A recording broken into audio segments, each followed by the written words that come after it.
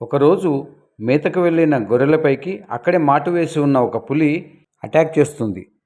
ఆ గొర్రెలని భయంతో అరుస్తూ అటు ఇటు పరుగులు తీస్తుంటే దగ్గరలోనే ఉన్న ఆ గొర్రెల కాపరి పరిగెత్తుకుంటూ వచ్చి ఆ పులిని అక్కడి నుంచి తరిమేస్తాడు. అయితే ఆ సమయంలో గర్భవతిగా ఉన్న పులి ఒక పులికూనకు జన్మనిచ్చి అక్కడి నుంచి వెళ్ళిపోతుంది. ఇక దాంతో అప్పటి నుంచి ఆ పులికూన ఆ గొర్రె పిల్లలతో పాటు పెరుగుతుంటుంది. గొర్రెల కాపరి కూడా ఆ పులికూనను కూడా అన్ని గొర్రెలతో పాటు జాగ్రత్తగా సాకుతూ ఉంటాడు. అప్పటి నుంచి ఆ పులికూన ఆ గొర్రెలతో పాటే కలిసి జీవిస్తూ కొంతకాలానికి పెద్దదవుతుంది. ఇంతలో ఒకరోజు మరో పులి ఆ గొర్రెల మంద మీద దాడి చేస్తుంది. అప్పుడు అన్ని గొర్రెలని భయపడి పరిగెడుతుంటే ఈ పులి కూడా భయపడి పరిగెడుతూ ఉంటుంది. అది చూసి దాడి చేయడానికి వచ్చిన పులి ఆశ్చర్యంతో, అదేంటి నువ్వెందుకు పరిగెడుతున్నావు, నువ్వు పులివి కదా అంటే, కాదు కాదు నేను గొర్రె పిల్లని అని అంటుంది. చూశారా మిత్రమా, పెరిగిన వాతావరణ పరిస్థితులు ఎంత ప్రభావాన్ని చూపిస్తాయో.